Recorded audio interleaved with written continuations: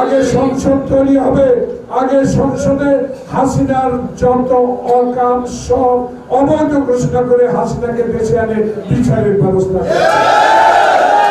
এই সরকার হলো একটি নির্বাচন দেওয়ার সরকার। যারা আজকে এই অন্তর্বর্তীকালীন সরকারের উপর ভর করে বাংলাদেশে কিছু দাবি দাওয়া পেশ করছেন বা সরকারের কাছে, এগুলো নিয়ে বিভিন্ন কথা হচ্ছে। আমরা মনে করি এই সরকার হলো কিছুটা সংস্কার করে, যেহেতু হাসিনা বাংলাদেশে 16 বছর ক্ষমতায় থেকে সমস্ত সাংবিধানিক প্রতিষ্ঠানগুলো ধ্বংস করে দিয়েছে, তাই কিছু কিছু সংস্কার করে, কথাই ছিল এটা বিএনপি সহ সকল রাজনৈতিক দল যারা আন্দোলনে ছিল তারাই সমর্থন দিয়ে ডক্টর প্রফেসর মোহাম্মদ ইউনূস একজন সরকারকে আমরা নির্বাচন পরিচালনা পর্যন্ত অন্তর্বর্তী সরকারের দায়িত্ব দেওয়া হয়েছে। এর মধ্যে ছাত্র জনতাও আছে এবং ছাত্র জনতার পক্ষ থেকেও কয়েকজন উপদেষ্টার পদে এখনো সমাজে আছে। একটা নতুন দল হলো, স্বাগতম, শুভেচ্ছা জানাই, কিন্তু আমাদের বক্তব্য স্পষ্ট। বহুদলীয় গণতন্ত্রের প্রবক্তা ছিলেন শহীদ প্রেসিডেন্ট জিয়াউর রহমান। এই দেশে শেখ মুজিব সকল দল বন্ধ করে এক দল করছে। আমার নেতা তারেক রহমানের পিতা শহীদ জিয়া বাংলাদেশে বহুদলীয় গণতন্ত্র, তাই বহুদলীয় গণতন্ত্রের মধ্যেই দল হবে, স্বাগত জানাবো। কিন্তু কতগুলো কথা তাদেরকে মনে রাখতে হবে।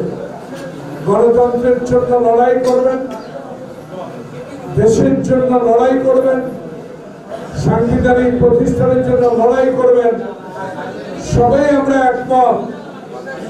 কিন্তু আমরা আজকে দেখতে পাচ্ছি একটি রাজনৈতিক দল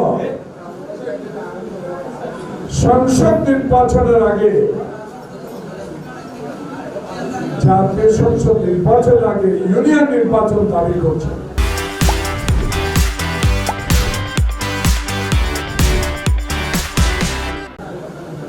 আমরা এর ঘোর বিরোধিতা করি। এই কারণে দেশে খোকন মুক্ত রক্ত দিয়েছে একটি নির্বাচনের জন্য। হাসিনার আমলে 2014 সালে ভোট হয় নাই, 18তে হয় নাই, 24-এ হয় নাই, তাই হাসিনা বিদায় নিয়েছে।